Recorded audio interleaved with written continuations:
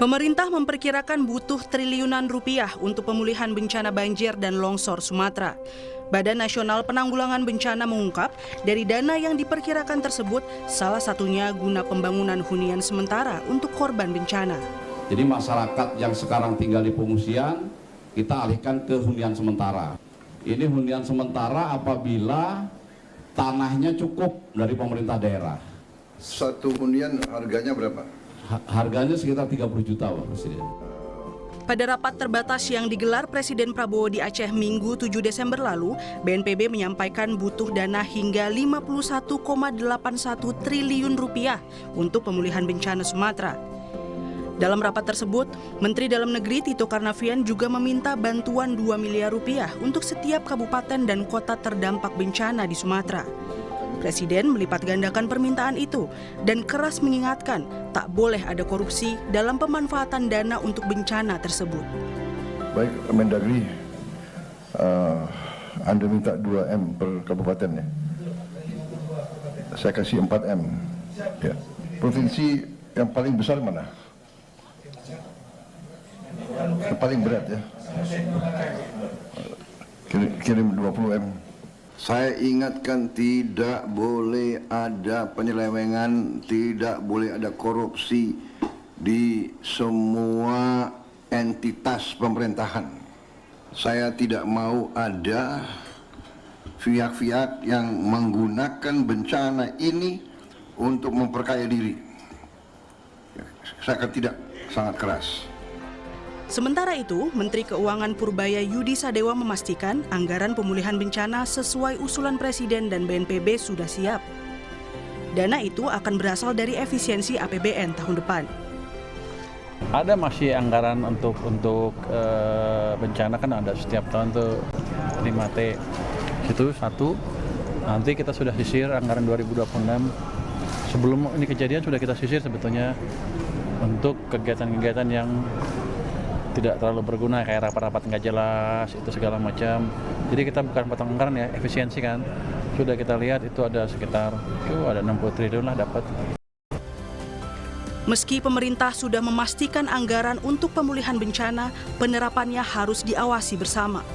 Agar korban tak memikul beban ganda, yakni terdampak bencana dan korupsi akibat tangan-tangan yang mengambil keuntungan di tengah kesempitan.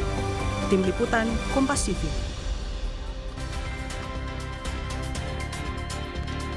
Dan kita akan bahas lebih dalam terkait kebutuhan biaya pemulihan bencana Sumatera bersama anggota Komisi 2 DPR RI dari fraksi Partai Golkar, Bung Ahmad Irawan, dan Direktur Ekonomi Center of Economic and Law Studies, Selios, Bung Nailul Huda. Selamat malam, Bung Irawan. Selamat malam, Mas. Nailul. Malam, Mas. Saya ke Mas Irawan, Bung Irawan dulu nih. Kalau informasi dari BNPB kan pemerintah fokusnya penerapan dana pemulihan bencana ini sekitar 51,8 triliun ya. Ini dana yang cukup besar dan diharapkan bisa cepat bergulir untuk merehabilitasi, merestrukturisasi semua dampak bencana yang muncul. Tapi kalau menurut Anda, tahapan yang ideal untuk merapikan semua ini awalnya dari mana? Sebenarnya kalau kita bicara kaitannya dengan pasca bencana, seharusnya yang dilakukan oleh pemerintah yang jadi prioritasnya adalah melakukan rehabilitasi terlebih dahulu, yakni melakukan pemulihan kaitannya dengan pelayanan publik. Itu sebenarnya yang harus jadi prioritas, seperti kesehatan, terus kemudian fasilitas air dan sanitasi, terus sandang, pangan. Itulah sebenarnya yang harusnya menjadi prioritas pemerintah terlebih dahulu. Baru kemudian setelah itu kebutuhan dasar dan pelayanan publik, baik itu kaitannya dengan masyarakat maupun dengan pelayanan publik yang dilakukan oleh pemerintah, barulah kemudian pemerintah melakukan tahapan selanjutnya, yakni melakukan rekonstruksi. Gitu. Rekonstruksi dengan membangun kembali rumah-rumah warga, rumah-rumah masyarakat yang sebelumnya telah hilang. Tentu proses rekonstruksinya tersebut harus melalui proses verifikasi terlebih dahulu kaitannya dengan kebutuhan untuk kemudian pemerintah melakukan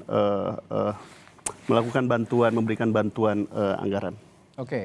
Langkah verifikasi yang saya garis bawahi itu penting karena memang dana sebesar ini agar juga tidak bingung mengaplikasikan, merealisasikannya juga harus ada pemetaan terlebih dahulu mana yang lebih prioritas dan setiap daerah terdampak sepertinya akan berbeda-beda prioritasnya ya. Tapi pertanyaan saya selanjutnya, 51,8 triliun, cukup nggak menurut Anda? Itulah tadi yang saya sampaikan bahwa proses atau fokus yang harusnya dilakukan oleh pemerintah saat ini adalah melakukan pemulihan terhadap pelayanan publik gitu.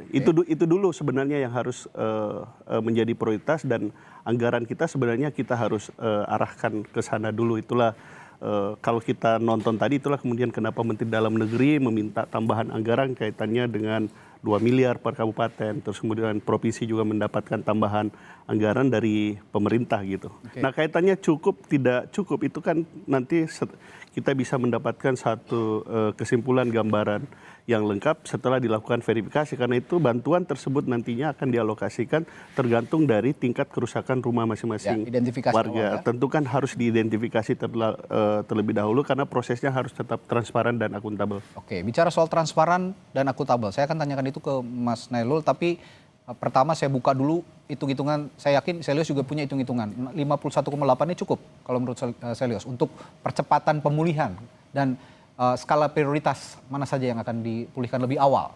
Ya, kalau saya sebenarnya cukup tidak cukup itu tentu pasti akan berkaitan sama kebutuhan. Kebutuhannya berapa, mungkin setelah diverifikasi, tadi sampaikan juga sama Mas Irawan, verifikasi kemudian butuhnya berapa nih. Nah, kalau saya pribadi sebenarnya yang harus dibutuhkan dan dibangun awal adalah tempat tinggal sementara. Sementara ya? Iya, itu sangat penting sebenarnya. Karena apa? Karena kalau kita lihat sebenarnya ketika hidup di pengungsian tentu ada nggak layak dan sebagainya. Pasti. Itu pasti akan seperti itu. Nah, maka memang sangat penting sekali ada hunian sementara. Dan kalau kita lihat hunian sementara mungkin ya itu 2M atau 3M itu bisa dibilang harus dicukupkan. Kalau memang dia hunian sementara, bukan permanen ya. Nah, kemudian kalau kita lihat sebenarnya di Badan Nasional Penanggulangan Bencana itu sudah punya data tuh sebenarnya. Yang rusak ringan berapa, rusak berat berapa, rusak sedang berapa untuk masing-masing rumah. Nah, itu tentu juga harus ada alokasi di situ. Nah, tapi yang paling penting kalau menurut saya pribadi adalah soal pendidikan. Ketika ada hunian sementara, tentu ini kita tidak boleh dong untuk memutuskan pendidikan begitu saja. Nah, pendidikan ini harus mulai dari pendidikan dasar. Itu harus dihidupkan lagi. Makanya tadi Mas Irawan menyinggung soal kebutuhan dasar. Nah, kebutuhan dasar terkait dengan papan dan pendidikan. Nah, itu yang diperlukan. Dan juga kalau saya pribadi sebenarnya langkah yang bisa diterapkan juga adalah meringankan untuk mahasiswa-mahasiswa yang dia terdampak baik langsung maupun tidak langsung itu dari biaya perkuliahan. Dan itu menurut saya langkah-langkah yang bisa diterapkan. Dan kalau saya baca sebenarnya Wamen Ristek Dikti itu sudah menyampaikan hal tersebut, dan itu salah satu langkah yang menurut saya juga bagus gitu. Tapi kenapa saya tekankan lagi cukup atau tidak? Karena saya juga menyimak paparan dari BNPB, mungkin ini hasil koordinasi juga dengan lintas otoritas, lintas kementerian gitu ya, termasuk dengan Kementerian Pekerjaan Umum dan juga Kementerian Perumahan dan Wilayah Permukiman. Itu ada 68,67 triliun yang hitung-hitungannya ini kerugian seluruh total dari dampak bencana Sumatera ini. 68,67 triliun. Ini artinya jauh sekali dengan anggaran yang disediakan. Kira-kira bagaimana membagi porsi itu supaya ini benar-benar cukup anggaran sebesar ini? 68,87 triliun itu dampak, Mas. Dampak ekonomi yang diakibatkan dari bencana. Dan dampak itu kan sebenarnya kan dampak langsung dan tidak langsung. Nah, dampak langsung itu apa sih? Dampak langsung itu memang dari sisi yang dia dari sisi rumah yang rusak, jalan yang rusak, jembatan yang rusak itu memang dari situ. Nah, tapi satu sisi juga ini kan ada ekonomi yang terganggu. Ekonomi terganggu itu kan mata pencaharian dan sebagainya. Itu kan juga harus dibangun sebenarnya. Nah, makanya ini yang kita lihat ini juga bagaimana nih bagi nasib-nasib orang-orang yang memang dia kehilangan pekerjaan akibat adanya dari bencana ini. Mereka yang tadinya berladang dan sebagainya akhirnya tidak bisa, mereka yang berdagang di pasar akhirnya tidak bisa dan sebagainya, itu kan juga harus dihidupkan kembali. Nah, makanya memang kalau menurut saya 51T ini harus dijelaskan apakah memang dari sisi infrastruktur atau pembangunan fisik ya, dan juga atau juga dari sisi pembangunan ekonomi, pembangunan SDM dan sebagainya. Itu juga sebenarnya sesuatu yang juga harus diperhatikan juga sama pemerintah. Oke, itu kita tadi bicara soal prioritas penggunaan anggaran apa saja dan ada pemetaan begitu ya dari pemerintah, slot-slot mana saja yang harus didahulukan. Tadi disinggung soal pendidikan, lalu juga soal hunian sementara untuk menggerakkan kembali ekonomi rakyat begitu ya, perekonomian masyarakat, itu juga harus disediakan fasilitas-fasilitas yang menunjang untuk bangkitnya ekonomi itu. Tapi kita beranjak ke selanjutnya soal akuntabilitas penggunaan anggaran. Ini juga sangat penting, dana yang besar 51,8 triliun ini, dan tadi Presiden juga sudah menekankan jangan coba-coba menyalahgunakan anggaran ini sepeser pun. Zolim juga kalau memang ada yang berani untuk menyelewengkan anggaran untuk pemulihan pasca bencana. Menurut Bung Irawan, untuk akuntabilitas kepala daerah menggunakan anggaran ini, pasti kan ujung tombak penggunaan anggarannya adalah kepala daerah. Anda di Komisi 2 bermitra dengan Menteri Dalam Negeri. Menteri Dalam Negeri juga secara tidak langsung juga akan mensupervisi bagaimana penggunaan anggaran ini dipakai oleh kepala daerah. Apa yang Anda bisa tekankan untuk penggunaan anggaran ini, terutama soal akuntabilitas? Ya tentu kan kalau kaitannya dengan bencana alam seperti banjir atau bencana hidrometeorologi. Seperti di Aceh, sebenarnya yang mengkoordinasikan semuanya ini adalah Badan Nasional Penanggulangan Bencana. Bersama mengkoordinasikan termasuk pemerintah daerah dan termasuk juga dengan berbagai kementerian teknis yang memang kalau kita lihat apa yang dilakukan beberapa hari terakhir bersama Presiden, itu menurut saya sesuatu yang patut kita apresiasi dalam rangka untuk memulihkan banyak hal tadi yang memang dibutuhkan dalam tahapan rehabilitasi ini gitu, termasuk tadi yang saya sampaikan itu, dan beliau tadi menyampaikan terkait dengan pendidikan, terus kemudian listrik, air, terus sandang, pangan, terus hunian sementara, itu semua dilakukan oleh pemerintah. Nah untuk kaitannya dengan penggunaan anggaran tersebut, makanya kemudian Undang-Undang Penanggulangan Bencana kita mengatur mekanisme verifikasi agar kemudian setiap penggunaan dari dana bencana ini bisa digunakan secara bertanggung jawab, dan sistem kita, perangkat kita telah lebih dari cukup untuk kemudian memitigasi adanya penyalahgunaan dari setiap dana bencana tersebut. Sistem apa itu? Dan termasuk sistem apa yang Anda maksud tadi?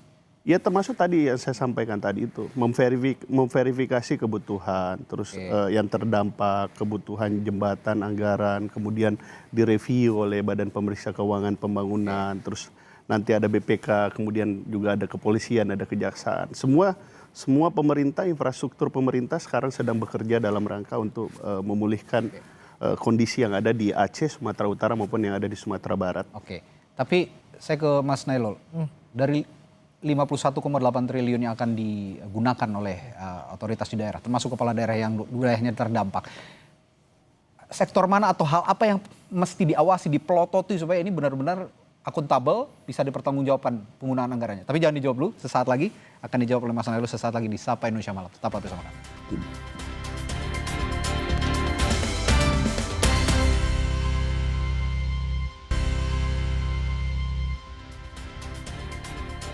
Saudara, banjir bandang di Aceh Tamiang menyisakan mobil-mobil yang terparkir di jalan karena terhempas air. Petugas melakukan pembersihan badan jalan untuk mengembalikan mobil ke pemiliknya.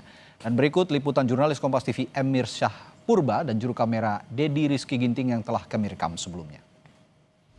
Ya saudara, pasca banjir di Aceh Tamiang, sejumlah titik di badan jalan terdapat mobil-mobil yang terparkir yang ditinggal pemiliknya. Isu yang beredar di media sosial, saudara, terdapat jenazah yang berada di dalam mobil. Namun dari pantauan Kapolres Aceh Tamiang pada Senin kemarin sudah melakukan pemeriksaan dan tidak ada ditemukan jenazah dan hanya menemukan barang-barang pribadi milik pemilik mobil.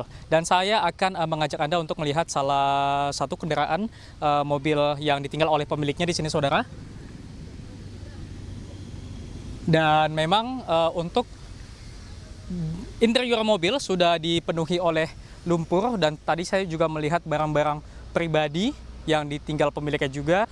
Pihak Jasa Marga hari ini membantu untuk proses pembersihan yang selanjutnya dibawa oleh pemilik bengkel untuk nantinya memperbaiki mobil-mobil yang ada di sini, dan juga tentunya berkoordinasi dengan pemilik mobil yang ada. Dan saya akan mengajak Anda untuk mewawancarai salah satu petugas yang hari ini ikut serta dalam pembersihan badan jalan.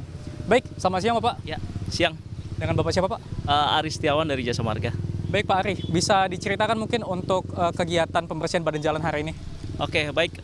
Kami dari Jasa Marga memang diutus. Kita ada tim dari Medan, Jasa Marga Medan ke sini untuk membantu Dinas Bina Marga di sini membersihkan lajur yang diparkirkan kendaraan dari korban banjir gitu. Jadi jalan ini akan kita fungsionalkan, kita bersihkan untuk kelancaran lalu lintas. Kira-kira di sini ada berapa mobil tadinya Pak? Ya, jumlah mobil di sini kurang lebih 20 kendaraan. Jadi nanti kita bersihkan semua ke pinggir biar lancar. Baik, untuk selanjutnya nanti mobil-mobil ini akan dibawa kemana ya Pak? Oke, baik. Mobil-mobil ini kan kita nggak tahu pemiliknya siapa. Kita bekerja sama dengan Polres tempat untuk mendata mobil-mobil ini. Jadi nanti Polres yang menghubungi langsung pemiliknya. Ya. Terima kasih atas wawancaranya Bapak. Dan itu tadi saudara perbincangan singkat saya dengan salah seorang petugas Jasa Marga yang pada hari ini melakukan pembersihan badan jalan ataupun sterilisasi badan jalan dari mobil-mobil yang ditinggal oleh pemiliknya. Emir Syahpurba, Dedi Rizky Ginting, Kompas TV, Aceh Tamiang, Aceh. Ya, dari informasi yang disampaikan jurnalis Kompas TV Emir Syahpurba tadi, saya akan sedikit meminta tanggapan juga dari para narasumber saya malam hari ini. Ini kan soal kendaraan warga, alat transportasi warga yang banyak sekali tidak bisa dipakai lagi, hancur gitu. Pendataan awal tadi Jasa Marga sudah melakukan gitu, dan sepertinya memang mekanismenya sejauh ini Jasa Marga ya yang akan mengcover itu. Nah, kira-kira sudah tepat langkah ini langsung diterjunkan Jasa Marga atau ada langkah yang lebih cepat lagi bisa memulihkan alat transportasi warga yang terdampak ini? Mas Nailul dulu. Ya, kalau sebenarnya kalau kita menganut kepada kejadiannya ya, di jalan raya, kemudian kita juga setiap tahun juga membayar insurance ke Jasa Marga, nampaknya memang sudah saatnya Jasa Marga itu ikut chip in lebih dalam. Artinya dia bertanggung jawab terhadap kerusakan yang terjadi di mobil tersebut gitu kan. Karena di situ memang sangat jelas ketika insurance itu terjadi dan bisa diklaim ketika kejadian ini di jalan raya, dan itu kan di jalan raya kan pasti kan, dan itu seharusnya memang Jasa Marga ikut andil di situ, dan memang andilnya cukup besar gitu.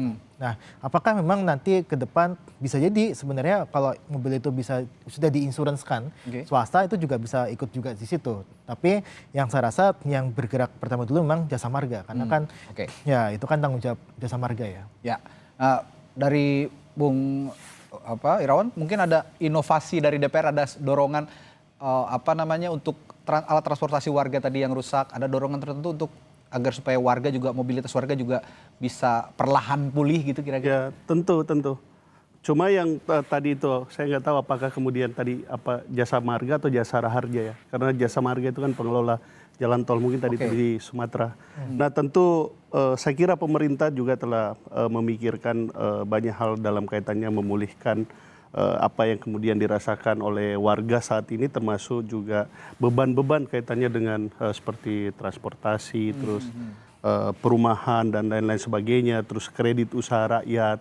Nah, mungkin saja kami di DPR tentu akan mendorong kemudian kepada pelaku-pelaku usaha yang ada kaitannya dengan masyarakat yang terdampak untuk kemudian mengambil kebijakan relaksasi gitu terhadap berbagai termasuk mungkin tagihan tagihan cicilan mobilnya, cicilan kredit usaha rakyat. Atau kalau mau mengambil kendaraan baru, DP-nya di press begitu ya? Ya, pasti saat ini semua pemerintah sedang bekerja untuk kemudian bagaimana agar perekonomian di Aceh, di Sumatera, di Sumbar itu bisa kembali seperti semula. Tentu kami DPR terus menjaga, mengawasi untuk kemudian juga ikut mendorong, terus menyemangati pemerintah agar kemudian menyelesaikan dan memenuhi kewajibannya untuk memenuhi kebutuhan masyarakat. Oke, ya saya koreksi tadi Jasa Raharja kalau insurance ya, seperti kalau Jasa Marga pengguna jalan tol. Kalau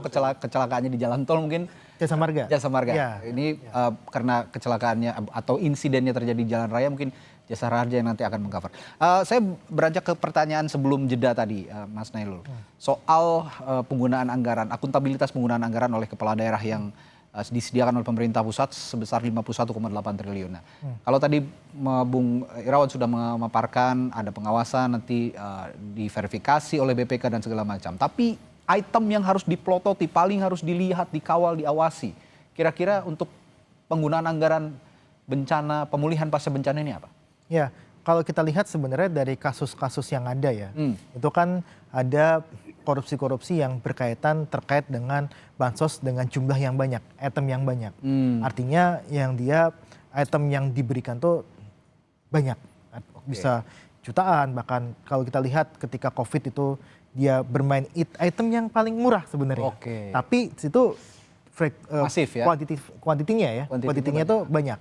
Nah, itu mungkin bisa jadi salah satu indikasi awal ketika ada dana bencana yang harus diberikan perhatian khusus. Nah, yang kedua tentu kalau kita lihat sebenarnya kalau misalkan bantuan yang dia sifatnya langsung, tadi Pak Mas Irawan juga sebutkan terkait dengan restrukturisasi usaha misalkan, restrukturisasi kredit dan sebagainya, itu mungkin sesuatu yang bisa diawasi dari dua sisi, dari sisi perbankan dan juga dari sisi pemerintah gitu kan.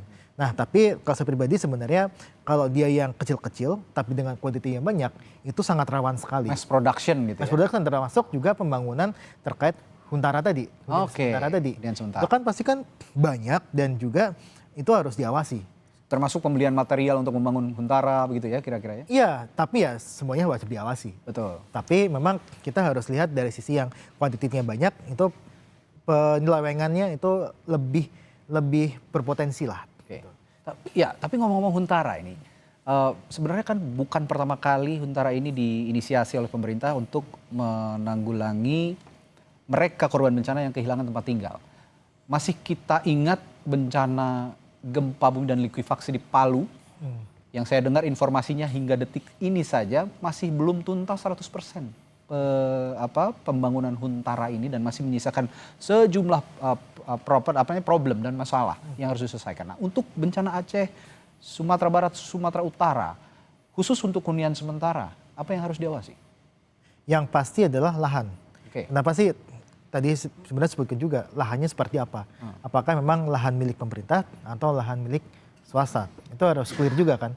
Ketika di situ ada lahan pemerintah dan digunakan untuk hunian sementara, itu mungkin problemnya akan lebih sedikit karena tidak ada pembebasan lahan dan sebagainya. Nah, kalau saya pribadi sebenarnya di situ masalah lahan itu harus diselesaikan lebih awal. Lahannya siapkan dulu. Nah, ketika lahannya disiapkan, maka pertanyaan berikutnya adalah siapa yang akan membangun? Apakah diserahkan kepada PU, dan hal ini berarti pemerintah secara langsung, atau diserahkan kepada BUMN? Kan ada juga BUMN yang ingin membangun dan sebagainya gitu kan. Nah, kalau menurut saya ini yang memang harus dijelaskan lebih awal siapa yang membangun dan juga lahannya milik siapa. Kalau saya pribadi kalau lahannya dia pemerintah itu banyak, misalkan manfaatkan lahan dari PTPN ataupun lahan dari BUMN yang memang di situ ada lahan BUMN, itu saya rasa nggak akan jadi problem terkait dengan lahan. Tapi ya ini terlepas kalau uangnya ada ya. Uangnya ada. Uangnya harus ada dulu dong. Nah, kalau uangnya ada, lahannya ada, siapa yang bangun udah jelas, itu mungkin bisa langsung dikerjakan. Tapi lagi-lagi ini akan sangat terkait dengan bahan baku untuk pembangunannya, itu juga harus bisa masuk. Terakhir saya ke Bung Irawan, masih soal Huntara tadi, kalau dari DPR soal efisiensi anggaran, ya kalau dikatakan kemarin Pak Prabowo katanya nanya ke BNPB 30 juta katanya per unit. Nah 30 juta ini untuk membangun spesifikasi hunian sementara di daerah misalnya. Dari komunikasi Anda dengan misalnya bupati-bupati yang ada di Aceh, karena kan di Komisi 2 juga pasti berinteraksi dengan para kepala daerah. Ini mereka menyanggupi dengan nominal seperti itu, 30 juta dan segera membangun Huntara? Tentu kaitannya saya tidak akan terlalu masuk ke hal teknisnya ya. Yang bagi kami di DPR itu agar proses rehabilitasi dan rekonstruksi itu bisa berlangsung cepat dan tepat dan kemudian pemerintah bisa melihat mana yang kemudian memang menjadi prioritas di daerah bencana tersebut. Tapi kan tidak ada salahnya misalnya Anda mendorong ke Mendagri untuk berkomunikasi dengan kepala daerah?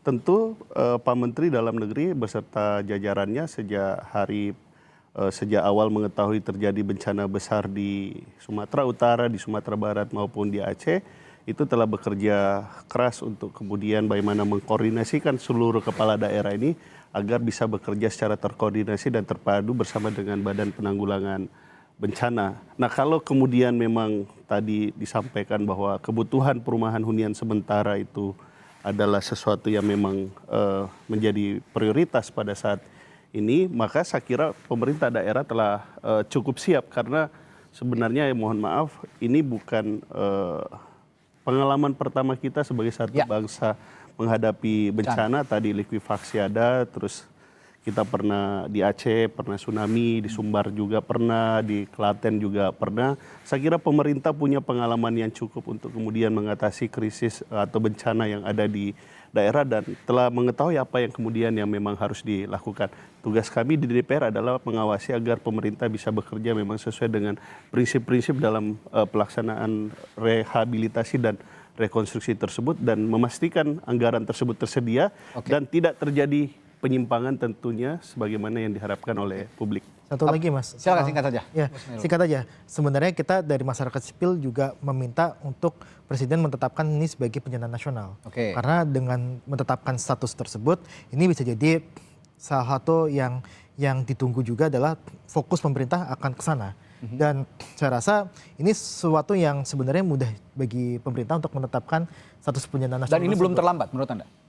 Sangat belum terlambat. Sangat belum terlambat. Kita masih menunggu Presiden menetapkan ini sebagai bencana nasional. Ini juga akan menjadi perhatian tidak hanya di dalam negeri. Tetapi kan bagi kami yang penting saat ini adalah kita bisa melakukan early recovery, terus kemudian daerah bersama-sama pemerintah pusat itu bisa bekerja terkoordinasi terpadu dan pada faktanya juga pemerintah pusat telah ada di lapangan. Tapi pada hakikatnya betul kata Mas Nailul tadi dan Bung Irawan tadi bahwa kita bukan pertama kalinya menghadapi kesusahan seperti ini, menghadapi bencana alam seperti ini, bahwa Indonesia dikelilingi ring of fire, punya perubahan iklim yang cukup ekstrim gitu ya.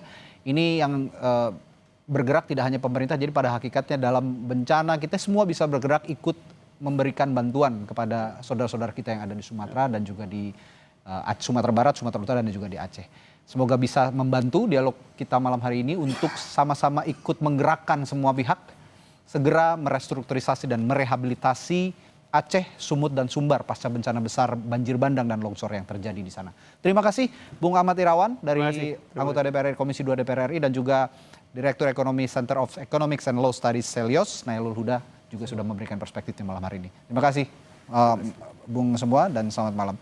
Saudara, setelah jeda kami hadirkan informasi lainnya di Sapa Indonesia Malam terkait Gubernur Jakarta Pramono Anung yang menyatakan pemerintah provinsi bakal bertanggung jawab kepada korban kebakaran gedung Tera drone di Jakarta. Pramono berharap agar seluruh gedung bertingkat menyediakan alat pemadam kebakaran yang memadai. Sesaat lagi kami hadirkan informasi.